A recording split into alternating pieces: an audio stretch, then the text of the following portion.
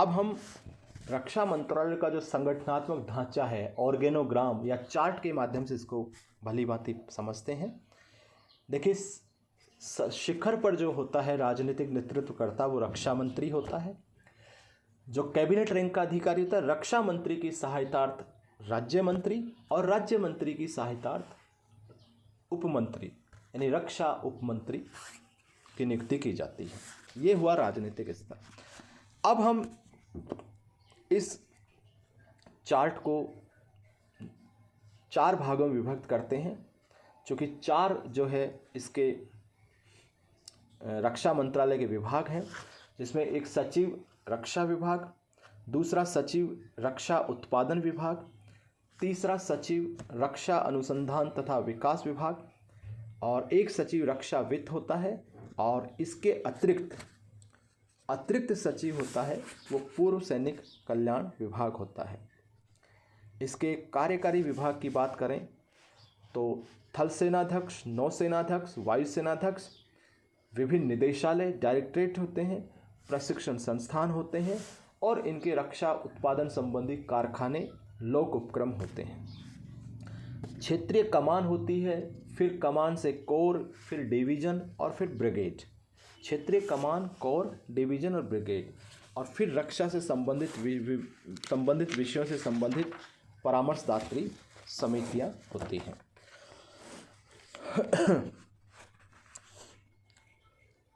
अब हम इसी क्रम को आगे बढ़ाते हैं।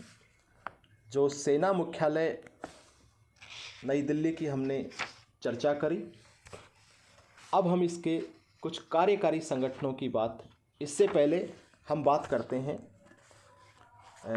सेना मुख्यालय के संदर्भ में कि नई दिल्ली का जो सेना मुख्यालय है उसमें थल सेनाध्यक्ष यानी chief of the army staff, उसकी सहायता के लिए सह सेनाध्यक्ष, 2 उप सेनाध्यक्ष, adjutant general, quarter master general, master general of ordnance, सैन्य सचिव और इंजीनियर इन चीफ होते हैं।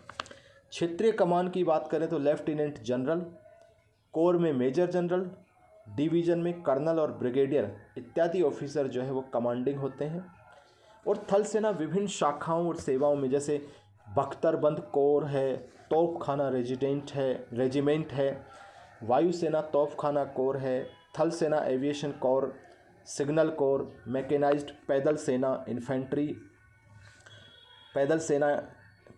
इन्फेंट्री, सेना सेवा कोर, नर्सिंग सेवा, सेना चिकित्सा कोर, विभिन्न प्रकार की सेना आयुध कोर, सेना शिक्षण कोर, गुप्तचर कोर इत्यादि संगठन और प्रशिक्षण संस्थान होते हैं।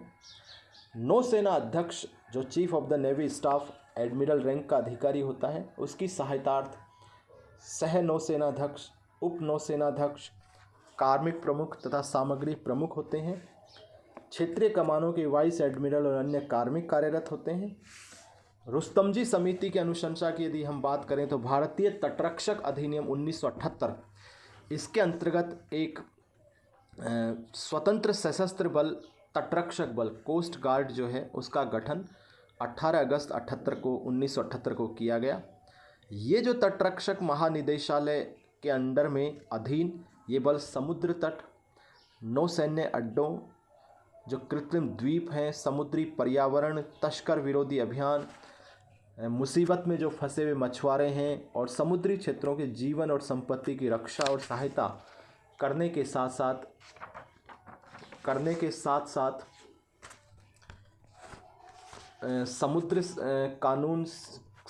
समुद्र से संबंधित कानूनों को लागू करता है।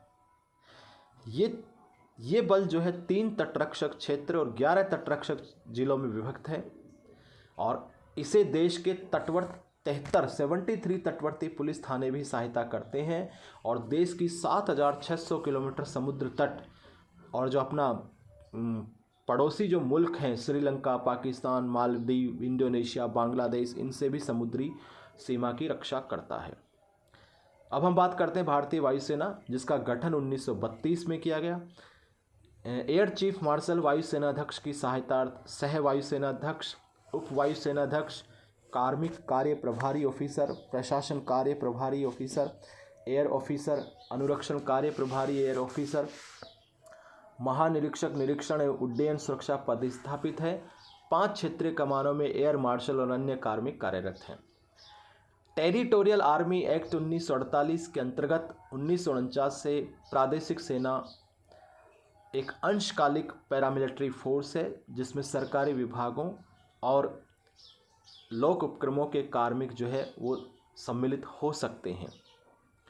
इस प्रादेशिक सेना की 27 विभागीय और 25 गैर विभागीय टुकड़ियां भी कार्यरत हैं, यानी लगभग 40,000 स्वैच्छिक संगठनों से युक्त एक प्रादेशिक सेना संगठन है, जो आंतरिक उपद्रव, युद्ध और आपातकालीन परिस्थितियों में नागरिकों की सहायता करते हैं।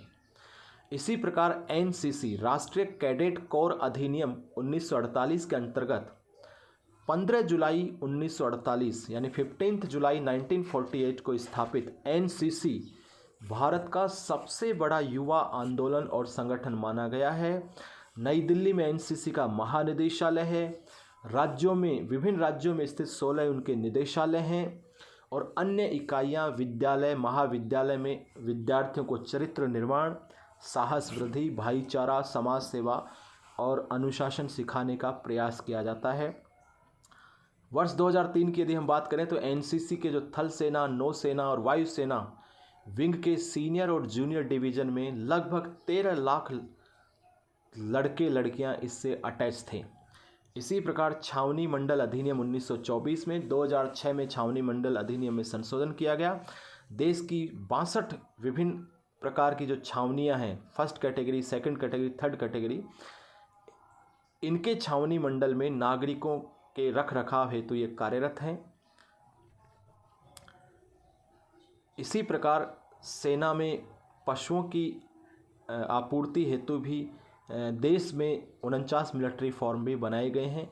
इसके अलावा रक्षा पुस्तकालय प्रदर्शनी है, ऐतिहासिक संदर्भ प्रभाग है, अंटार्कटिका अभियान के लिए अलग से प्रकोष्ठ बना है और पूर्व सैनिक कल्याण विभाग भी कार्यरत है।